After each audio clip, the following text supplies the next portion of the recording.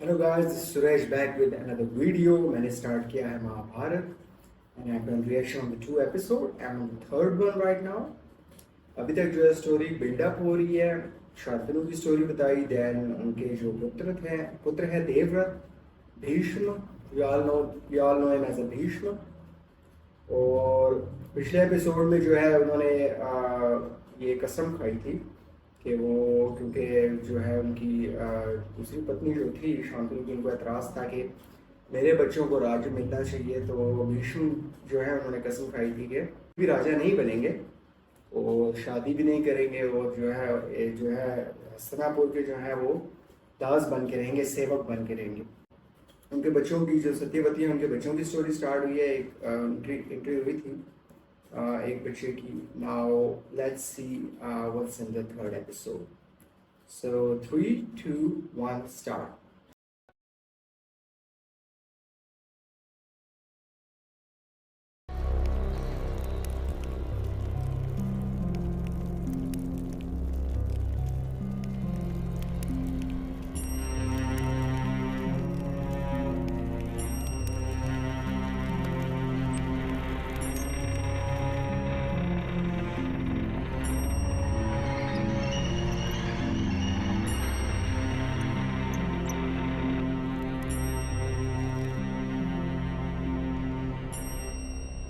सारे प्रहरी जागृत है भीष्म।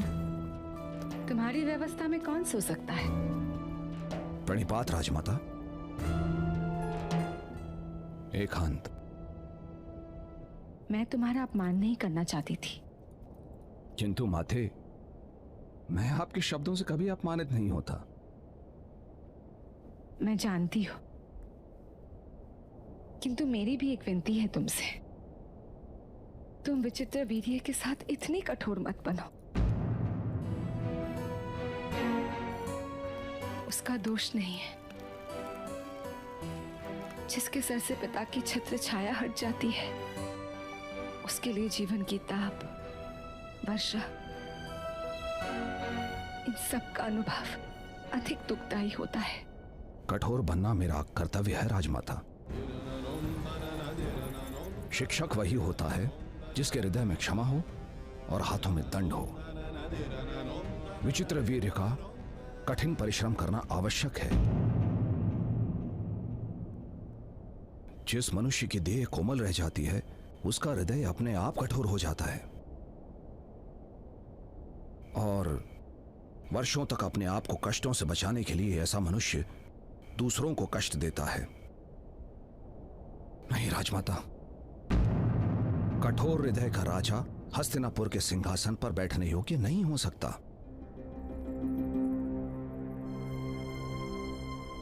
तो उसका विवाह करवा दो भीष्म। जीवन का भार ही जीवन का शिक्षण है। काशी नरेश ने अपने तीनों कन्याओं का स्वयंवर इसी समय आयोजित किया है। अन्य किसी बड़े राज्य में विवाह योग आयु की कोई कन्या भी दिखाई नहीं दे रही है। यदि काशीराज के कन्याओं के साथ विचित्र वीर्य का विवाह नहीं हुआ तो क्या पता हमें कितनी प्रतीक्षा करनी पड़े। तो क्या उपाय है माता? तुम हस्तिनापुर के प्रतिनिधि के रूप में जाकर उन 3 कन्याओं को जीत कर ले आओ। यह कैसे संभव है माता? कन्या समर्थ पुरुष से विवाह करती है, समर्थ राज्य से नहीं। इस प्रकार विचार करो भीष्म कि हम उन 3 कन्याओं को हस्तिनापुर जैसे महान राष्ट्र की साम्राज्ञी बनने का अवसर दे रहे हैं। हम उन पर उपकार कर रहे हैं। क्षमा करें माता, किंतु मेरा मन नहीं मानता।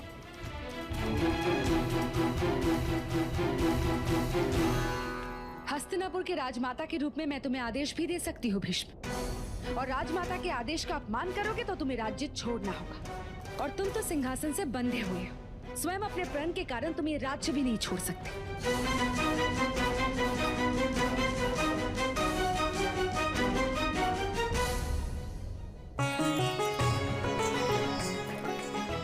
समुद्रगुप्त के महाराज शान पधार रहे हैं।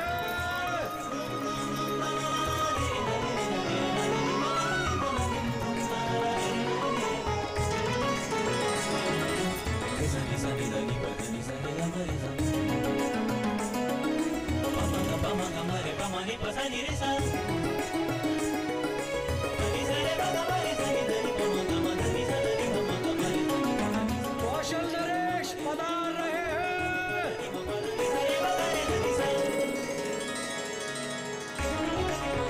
त्रिगर्ता के अधिनायक प्रसन्नचित्त पधार रहे हैं।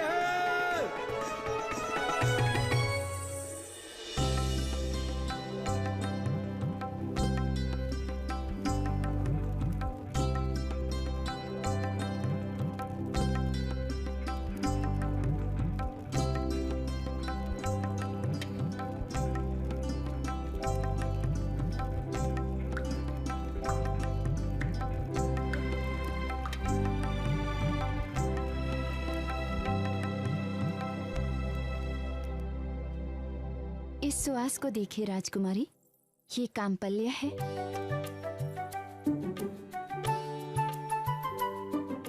ये अंबर,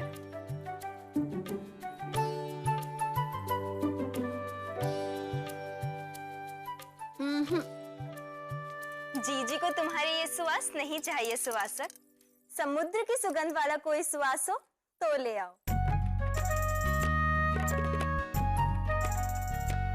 क्यों?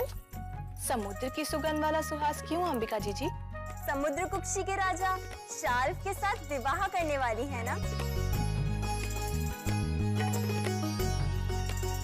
जीजी ने तो अपना पति चुन लिया है, जानती नहीं? मेरे तो हाथ कांप रहे हैं जीजी। पति का वरण कैसे किया जाता है मैं तो कुछ भी नहीं जानती। और आज स्वयंवर में मैं किसके कंठ में वरमाला पहनाऊंगी? अंबालिका, जब किसी का मुख देखकर हाथ के बदले हृदय कांपने लगे और आंखें लज्जा से झुकना भूल जाए तो उसके कंठ में ही वरमाला पहना देना, समझी? पर ऐसा कोई मिला ही नहीं तो समझो जीवन दुख और पीड़ा से भर जाएगा। जीजी,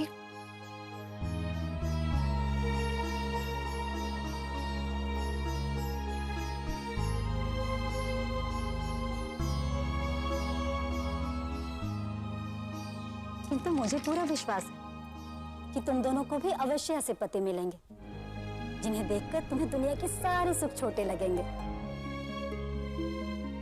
हमारे सुख में अब कोई बाधा आ ही नहीं सकती अंबालिका।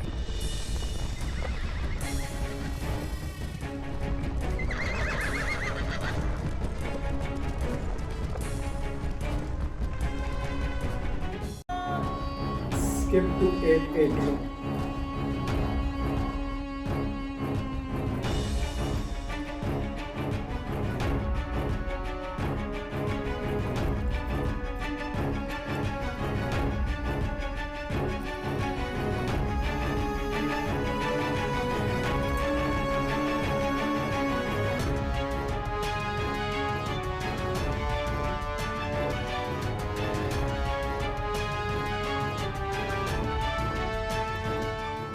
काशी नरेश,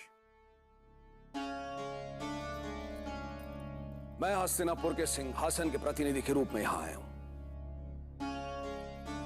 हमारे युवराज विचित्रवीर्य के लिए आपकी कन्याओं का दान मांगना।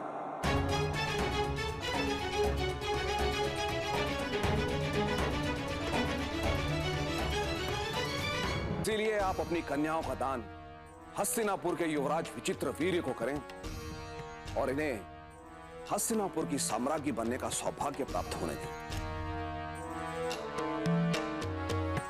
यदि उपस्थित राजाओं में से किसी को मेरी बात पर आपत्ति है तो उस राजा को मेरे सामर्थ्य की परीक्षा लेने का अधिकार है।